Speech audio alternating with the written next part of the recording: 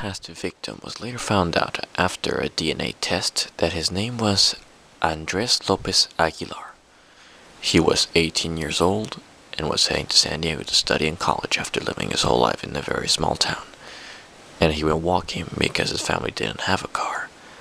Too bad he didn't have a car though. All of that ordeal could have been avoided.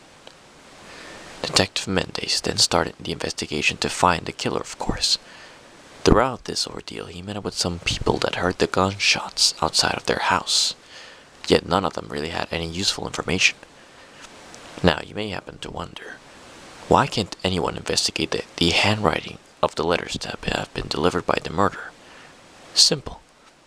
As previously mentioned, all of them were written on his computer to prevent that. But then one night, at Detective Mendez's house, the phone rang. It was an anonymous call that got Antonio's number, because one of the people that he interviewed about the murder was the caller's friend.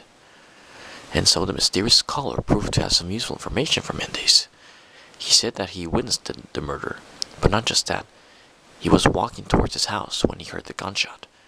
He then saw the license plate and memorized it. It was a Californian license plate with the serial number 2MSN922. But that's not all. It also turns out the caller went to high school with Luis, the first victim. But he also remembers that Luis used to hang out with a very strange and antisocial person. He said that he was Asian, yet he didn't remember from what country or even his name. But as he was saying that, he also said that a weekend before graduating from high school, him, Luis, and the antisocial person went camping together just for fun, of course. They went sightseeing and found a secret spot full of rabbits. The antisocial person then pulled out a gun that he secretly bought and shot 12 of those rabbits, while showing a creepy smile. This really disturbed the caller and Luis, and they decided to call off the camping trip. So, now Mendez knew that the killer possibly went to high school with him and the caller. It is of course not sure if the same antisocial person is the killer, but then again with no names or address, that bit of info didn't help very much. Fortunately, Mendez obtained a license plate number. The caller, before hanging up, revealed that his name was Jack Chavez Wassenberg, and then he hung up. Mendez then paid a visit to the DMV to obtain the identity of the person driving the car with that license plate number.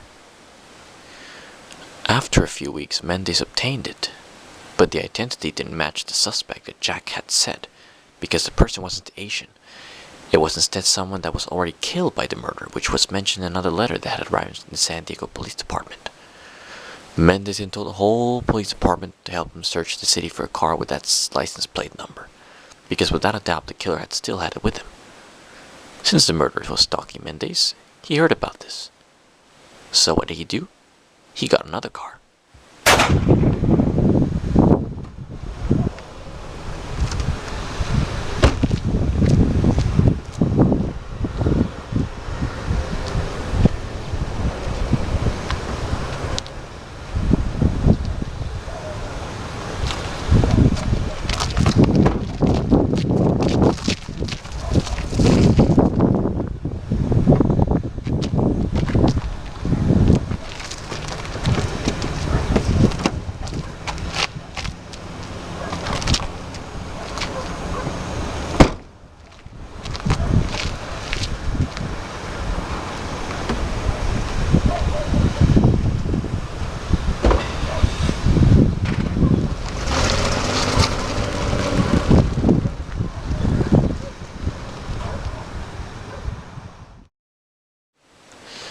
The killer's friend had helped him dispose of the other car.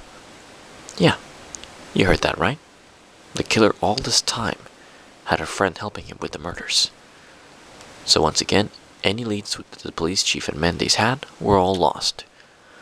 As a few months passed with no success of finding the killer and his friend, more and more letters arrived at the San Diego Police Department, detailing how they killed more people while also still delivering boxes with the victims' dismembered heads inside.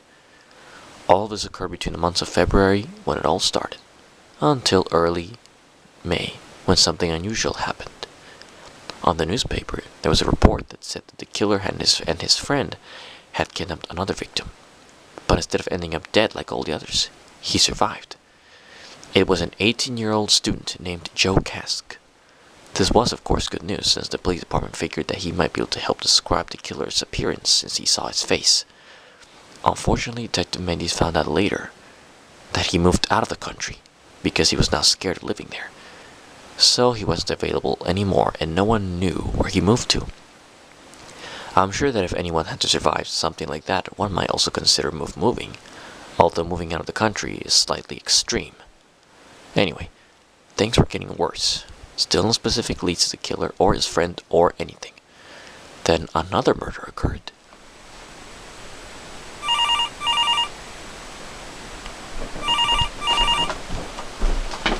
Hello? Oh, hi, what's up? What? What do you mean the package hasn't arrived yet?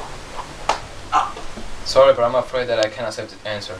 We must receive the package today or else the customer won't like that. Will this an important sale and the boss will be furious with us. I don't know. Dude, that's your shit. Your problem. You're the one in charge of the packaging. You're going to have to fix the problem by yourself. I've already helped you wait too much before. No, I repeat once again. It has to arrive today. No exceptions. That might work. Try then. What? You already did? Then think of something else. You know, if you were here, I would just choke you to death because you're seriously starting to piss me off.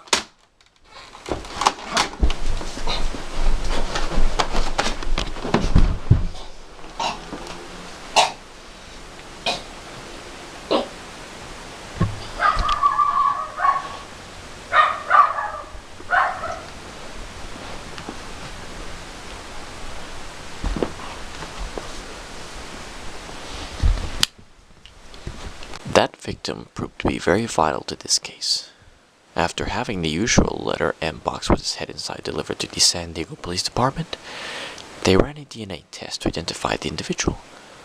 After a few weeks, they got the results. It turns out that his name was Edward Schroeder.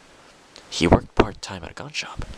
In fact, the conversation that he had on the phone before he was killed, it was actually about a package containing a handgun that a customer had ordered. After identifying him, Mendes had an idea. Maybe this guy had sold the killer the handgun that he was using. So, the chief and Antonio went to get the store's sales records. When they were reading the records, they came across a person with a very strange name that had bought a handgun a week prior to the killings. The name was Goon Quatcher Hewitt Lee.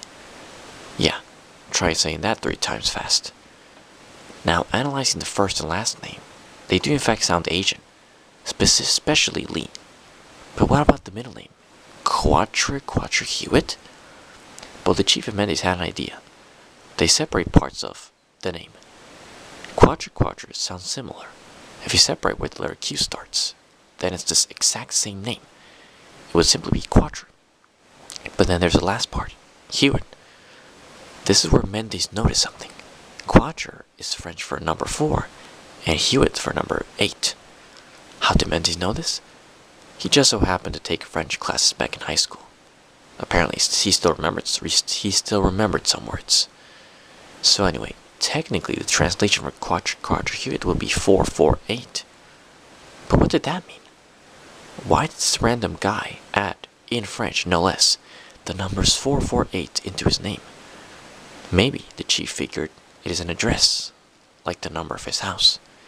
Which could make sense. There was indeed a house in San Diego with that number. All that is left, however, is to figure out which part of the city. But then Mendes remembered something. Because I'm in a good mood, I will tell you where to start your investigation. Go to Mission Boulevard on 13th Street. The address was Mission Boulevard on 13th Street. Perhaps that same house is over there, and the same address that was mentioned. After all, the killer did say that he should start the investigation there.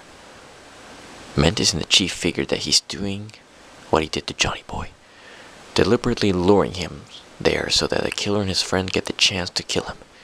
In other words, a trap. But since now they once again got another lead, Mendes figured that he had no choice but to go there and find out if the killer possibly lives there. So later on at night, that's exactly what he did. He ventured there all by himself.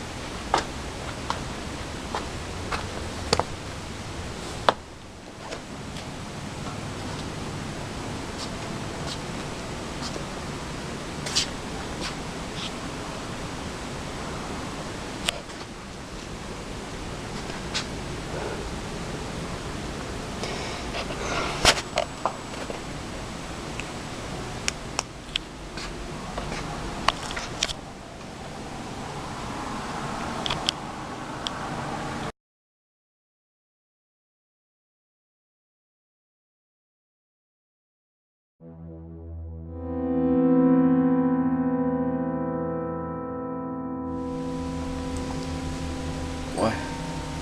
Where am I? What the? Oh, hello there. What? Where am I? Welcome to my basement. Nice place. Oh, thank you. Why? Why are you doing this? Why? I will tell you why.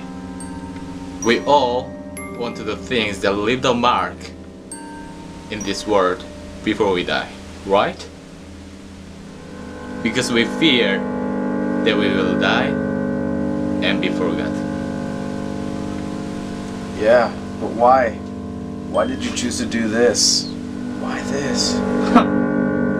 Because I liked it. Here, let me show you.